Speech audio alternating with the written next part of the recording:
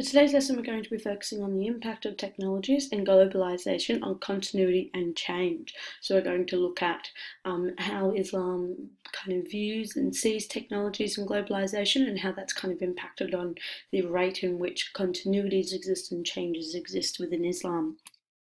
So, as one of the main values and beliefs of Islam is the intertwining of religion and daily life, coupled with the fact that many Islamic nations that previously embarked on a process of mass modernization that rejected many Islamic practices in an effort to appear Western, has seen many Muslims persons view globalization as irreconcilable to Islam. This has been seen in Iran a lot, leading up to the 1979 Iranian Revolution, as previously to that, the leader of the country, the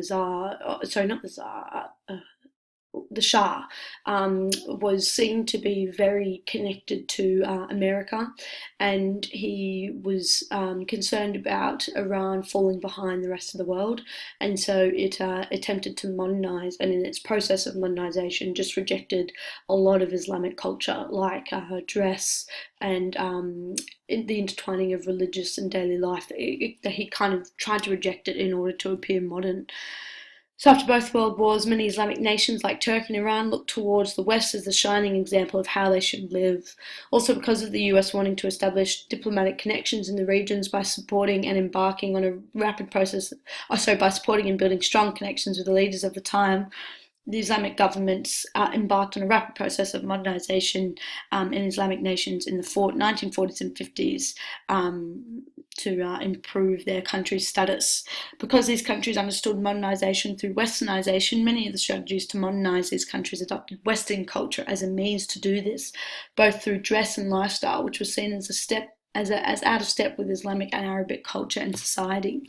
So as a consequence, this created a clear divide between those that supported modernization and those that focused on preserving traditional culture, lifestyle, and outlook. So this divide creates essentially two camps, the modernists and the traditionalists. The traditionalists saw modernization and associated policies of development as westernizing Islamic society rather than improving it. They saw it as a demoralizing destruction of not only their culture but of Islam itself. So they didn't see modernization as improving the country, but they saw it as taking it away from what they viewed their culture and their country should be.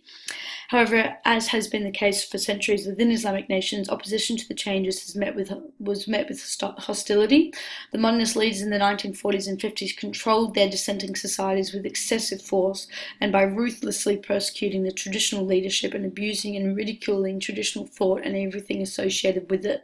So anyone that kind of rejected the modernist approach was really dealt with in a quite a strong way to try to repress their opposition to modernisation, and this was done by the governments at the time. Additionally, many of the economic policies that the governments pursued at the time to try to create a modern society did little to improve the lives of the vast majority of people and instead concentrated the national wealth in the hands of the few. So through their industrialized process, they kind of focused more on the government and its wealth and the people that own the businesses rather than the workers. So not only was it seen to be destroying their culture, their Islamic and Arabic culture, but was not really viewed as being beneficial for the whole. So because of this history, because of a lot of these Islamic nations' history with the influences of modernization and ultimately westernization, globalization is being projected as the new savior of Islamic society, which was seen to be the same as modernization in the 40s and 70s. So consequently, because of this, because globalization is seen as the new savior, just as modernization was in the 70s, traditionalists are again reacting against globalization as vehemently as they did modernization. And a lot of people are viewing globalization very similar to modernization, as it's just destroying their culture and Islam and not really bringing much else. So globalization for many is being viewed as the new modernity and has further marginalized traditional cultures. They are again being projected as backwards and holding back the development of the country. This has led to a new form of militant traditionalism. This has found many Islamic nations now in an intense struggle between secular globalization and aggressive traditionalists. So globalization is projecting this image of female rights, of secularization, of freedom of expression and freedom of thought and all those kinds of things. And in a lot of these Islamic countries, that kind of doesn't fit into their ethos of their culture. Women's rights, as argued in the West, kind of says women should be able to wear what they want and they should be able to do what they want. And that kind of goes against a lot of Islamic traditions of no, women should dress modestly. And the West sees women dressing modestly as being controlled, whether or not it's the woman's choice. It's kind of seen of you're not free because you're controlling how you dress. Whereas in Islamic nations, as we saw through the previous videos, whilst women are using their religion to argue for their rights, and that kind of goes against what the West sees as being freedom. So even though there are feminists growing in a lot of these Islamic nations, if they kind of argue it the way the West argues it, it's seen to be outside of the culture. Whereas if they use their religion to do so, it's seen to be more a part of their culture. So because of this, the way things are being done, if it's argued or done in a certain way, and if there can be correlations or influences drawn between what these Islamic people are doing in the West, it's kind of seen as globalization and therefore rejected. So current examples of countries experiencing this conflict between traditionalist and secular globalization can be seen in Syria, with the Assad government, the rebels, as well as ISIS, who are trying to establish a very strict traditionalist interpretation of Islam. The Arab Springs in Egypt, as the people wanted greater freedoms and less restrictions. However, more traditional Islamic groups have grown in prominence in Egypt over the past few years. And lastly, in Afghanistan, with the rising popularity of the traditional Taliban and the feminist groups pushing for a relaxing of the Sharia and greater freedoms, especially against the traditional mullahs and imams. So due to assumed roles of Western countries within globalization, as well as the involvement of Islamic fundamentalists in trying to stop globalization from spreading in the Middle East, many Muslims believe that the fate of their society is determined by others. Many Muslims view globalization as being a process of westernization, as they see many of the products of globalization, like movies, music, and fashion, as being manufactured by the West and not being manufactured by them. So thus globalization has created a clear dichotomy of individuals pushing strongly and sometimes overtly for change, creates widespread feelings of dispossession and powerlessness, so even stronger kind of conflicts and pushes for continuity as well. So kind of a summary of all of this. Because of how modernization was dealt with in these Islamic countries quite poorly from the 40s to the 70s, which was seen to be a destruction of Islamic culture and not much benefit for the majority of people in those countries. Because of that past and the similarities between modernization and how it was dealt with and globalization, as previously said, globalization is seen to be a Western thing as well because of a lot of the products that are coming through globalization. Because of that past, because of how globalization is viewed, globalization, whilst bringing about change, because we see a lot of pushes for women's rights and some calls for secularization in these countries, it's also strongly rejected, which leads to a stronger push for continuity and almost a revert back to what Islam was in the Middle Ages. So this is where we see greater restrictions on women's lives and women's movements. So really pushing back for continuity because they are concerned about how globalization is a rejection of Islam and is purely coming from the West rather than from themselves. So technology is has similar experiences. There's technology is being utilised to really bring about change within the Islamic nations and for Muslims, but also again because of how it's viewed and where it comes from. There's also because a lot of people see what technology is used for and types of technology is coming from the West again. So there's a lot of traditionalist groups who are also rejecting technology. So I've just got a quote from the information technology on The Impact of Information Technology on Islamic Behaviour by Syed Ibrahim Hosseini and Abdulatif Ahmadi Ramachai. I'm just going to read this quote to you because I think it quite nicely sums up technology and what it's doing for Islam. So globally, information and communication technology has undoubtedly become the central drive for the evolution of a modern society. Contemporary Muslims have learned how to use IT to obtain Islamic materials. Such materials include, among others, the translation of the Quran. Language is not a limitation, as often one can find material in his/her preferred language, and are available in word, audio, and video forms through digital content or via interactive chat rooms and forums. ICT has connected the world, including students with scholars, and seldom is one left without a means to answer his or her queries. So as this quote kind of sums up, it's being used for a lot of Muslims to really get in touch with their religion and to try to find meanings and understandings within it. So technology and continuity. So it enables Muslims globally to understand and interpret their religion through apps like Salah 3D and Quran Majid.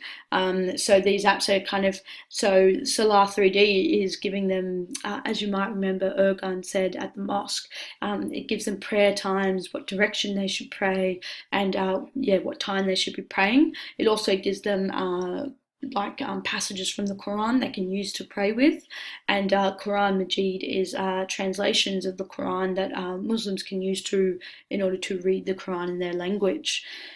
It's also allowing for their beliefs and values to be shared globally, so the continuity of their beliefs and values to be kind of spread around the world. So this is being done through being able to communicate with religious scholars. There's a lot of chat rooms for Muslims to go on to discuss what their views are of their religion and what their religion means. Also, if you have any question about Islam, you can just type it into Google and you'll find lots of religious scholars and religious Muslims discussing their Quran and the Hadiths and the Sunnah and what they mean and what this kind of means for their religion. So there's lots of websites and chat rooms where Muslims are going to discuss their religion and really to confirm and continue the spreading of their core values and beliefs. It also allows for them to continue their practices, especially in Western countries. So through apps that tell them where the halal food is and where mosques are. Because in Western countries, not all food is halal, and the stigma that we're going to look at that exists for Muslims in a lot of Western countries. Some Muslims find it difficult to ask if the food is halal, and so because they're concerned about the backlash that they'll receive from asking that. So having apps that tell them what restaurants are halal makes their lives a little bit easier in order for them they can just go there and continue to practice their religion. Also, if they're moving into an area where they're not that familiar with, or they're moving into an area that's not very populated by Muslims, having an app that tells them where mosques like Google Maps or something like that makes their lives a little bit easier, because at least they know where they can go to kind of congregate with with people of their religion. As with globalisation, technology is also being. So now we're going to look at technology and change. Sorry, I'll just go back for a second. So just kind of to sum this up, technology is being used positively to allow for continuity, as it's allowing apps on phones and the internet are allowing people to continue their religious practices like the 5 pillars, as well as to get in touch with their religion and to help them understand their beliefs and their values. Okay, so as with globalisation, technology is also being rejected by traditionalists, which is, as it's seen to be immoral, technological apps like Tinder or dating websites is definitely rejected by traditionalists, as it's seen to be going against one of their really strong beliefs that women and men should remain virgins until they are married. So they should abstain from sex, and having dating websites kind of makes that a little bit more controversial, because it's allowing young people to get in touch with each other with the opposite sex, and then potentially promotes sex, at least in the traditionalist minds. So it's impacting on the significance of Arabic as a language. So really causing a change in that, as people can now more easily find translations of the Quran into their language, which is kind of removing the need to understand Arabic. And a lot of Muslims, especially in Western countries and countries where Arabic is not the main language, will know phrases of Arabic and will know, terms like the greetings that they say to each other. They'll know those ones, but outside of that, many of them, especially the younger ones, don't know how to read Arabic because they'll read the Quran in their own language rather than in Arabic. So it's really having an impact on the significance of Arabic as a language within Islam. It's also allowing many women to challenge the current Islamic patriarchal societies within many Islamic nations. As we know with Rawa in Afghanistan, women are using the internet to engage with feminist materials from around the world. And they're also using it to connect with other Muslims around the world to understand what their experiences are, and also to get informed on the Quran and what it means and how it relates to their experiences. And then they're using that understandings both from the wider world as well as from the wider Islamic community to really challenge Islamic patriarchal societies, so as we've seen in Afghanistan, but also in countries like Saudi Arabia, where women are filming themselves driving in the country and then posting that online to show their activism and support of women's rights within Saudi Arabia. So it's another form of a way of congregating. They're using it to try to protest. It's also allowing, in some countries, it's encouraging reform. So both for the religion and how the religion is enforced in non-secular Islamic countries. So we've seen this in Afghanistan, in Tunisia, also in Afghanistan, as well as in Egypt, where the internet is being used as a means to share, like I said previously, to share protest movements and to share their concerns about the government and how it's kind of leading the country. Also, it's a way for people to discuss the Sharia and what should be there and what shouldn't. So the internet's really being used as a form to push for change. So it's definitely an agent for change in that sense, as it allows people to congregate and come together to discuss their concerns about the religion. As with globalisation as well, traditionalists are not just rejecting globalised culture, but they're also rejecting technology and how it's being used. So whilst it's allowing for great change in terms of how women are viewed and seen in these Islamic countries, as well as how technology is being used to allow younger people to connect with each other, as well as for them to understand the Quran.